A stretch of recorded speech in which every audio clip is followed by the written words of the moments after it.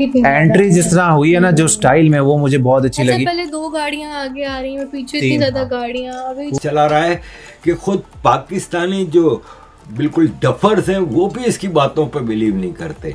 जब सोच सकते थे कि इंडिया के किसी वजीर आजम की पाकिस्तान के सड़कों पे खड़े होकर तारीफ हो रही होगी, किस बेस पे हो रही होगी कि उसने कोई ना, कौन सा किसी को सच जानने का कोई शौक है।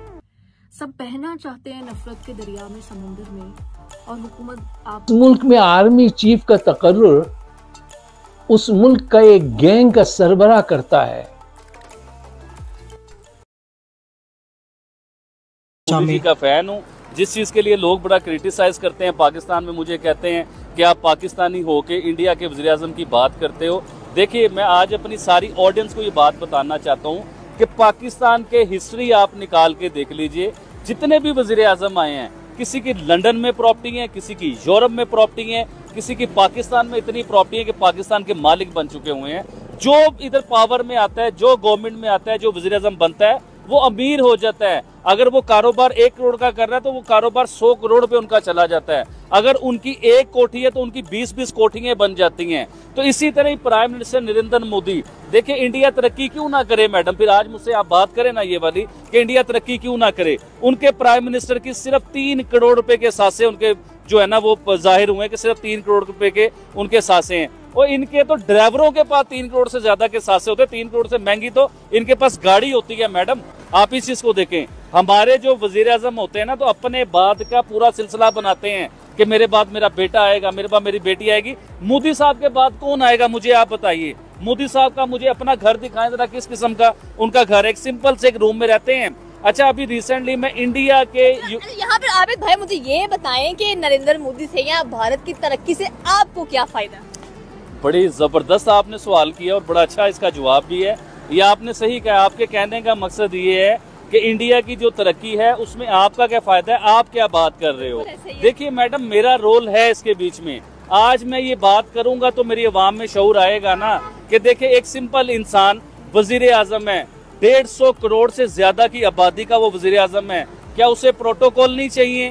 क्या उसे VIP लाइफ नहीं चाहिए? क्या वो एक सिग्नेचर करे तो अरबोपति नहीं वो इंसान हो सकता? लेकिन वो आज भी आम जिंदगी जी रहा है। ये तो आप प्राइम मिनिस्टर नरेंद्र मोदी साहब की बात कर रहे हैं मैडम। आप आइए योगी जी के पास। योगी जी की सगी बहन जो CM है, पिछले 10 सालों से CM है, वो अपने यूपी के जो है ना, वो यूपी भी पाकिस्तान जितना यूपी है उसके CM है। उत्तर प्रदेश की आप बात करें, वहाँ के CM हमें योगी आदित्यनाथ नजर आते हैं। कह लेंगे जहाँ पर वुमेन एम्पावरमेंट, पॉवर्टी, गुर्बत आपको नजर नहीं आती, 0% नजर आएगी। लेकिन सवाल फिर वही यहाँ पर आता है कि पाकिस्तान में क्या कमी है जो आप कहते हैं कि आप बहुत बड़े फैन नजर आते हैं नरेंद्र मोदी के, योगी। अच्छा, हमने जब इनकी पुरानी एक वीडियो देखी थी ना, उसमें मर्सिडीज आ रही थी, वो भी कहते हैं बुलेट प्रूफ। हाँ, फिर बाद में रेंज वो रोवर ऐसी बताई थी कि अगर कोई उस पे गोली भी लग जाए, उसका टायर फ्लैट हो जाए, वो फिर भी चलती है। पता नहीं कितने किलोमीटर तक चलती है। और मैं देख रही थी कि उनके साथ इनके गार्ड्स हैं, मतलब उनकी ड्यूटी है कि 24 आवर्स जो करना है रहना है। और वो मतलब जिस तरह कमाल किस्म की एक एंट्री हुई है। फिर जो लाल किला है वो बहुत प्यारा सजा हुआ है। नहीं, लाल किला, लाहौरी गेट था। लाल किला बहुत प्यारा सजा हुआ है, बहुत ही खूबसूरत। लोग भी हैं उधर। हाँ, गार्ड ऑफ ऑनर भी उनको मिलेगा PM नरेंद्र मोदी को, और उनको रिसीव करने के लिए भी उन्होंने बताया कि कौन कौन वहाँ पर मौजूद है। जब ना वो PM मोदी को निकालने लगते हैं ना, पहले गार्ड उनकी सारे मुआयना, हाँ, वो सारा मुआयना करते हैं, वो क्लियर करते हैं, तो फिर बाहर वो कहते हैं अब दरवाजा खोलते हैं। बाकी ये पूरी सेलिब्रेशन बहुत प्यारी थी इंडिया का, जिस तरह वो हम देख सकते हैं दीवारों के ऊपर ट्राई कलर लगा हुआ था। अच्छा, तो एक आर्मी थी और एक फोर्सेस दो और भी थी ना, जो कि वहाँ पर मौजूद थी। हाँ बिल्कुल, उनको ऑनर देने के लिए।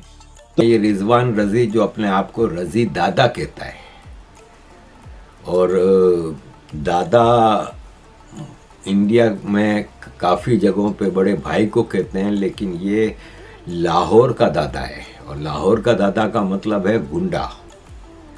इसको इमरान खान के दौर में उठाया था आर्मी ने, और गंजा वंजा करके, वैसे ही गंजा है लेकिन उसको बड़ी मट्टी पलीद हुई थी। हाथ पांव जोड़ के माफिया मांग के ये निकला था। अब आजकल ये आर्मी की पूरी मतलब एक फेक, ऐसी फेक स्टोरीज चला रहा है कि खुद पाकिस्तानी जो बिल्कुल डफर्स हैं वो भी इसकी बातों पर बिलीव नहीं करते। जब से पाकिस्तान इंडिया की आखिरी जो जंग हुई है, तब से ये राग अलापता रहता है कि पाकिस्तान ने इंडिया के अंदर कई 100 किलोमीटर के इलाके कब्जा किया हुआ है।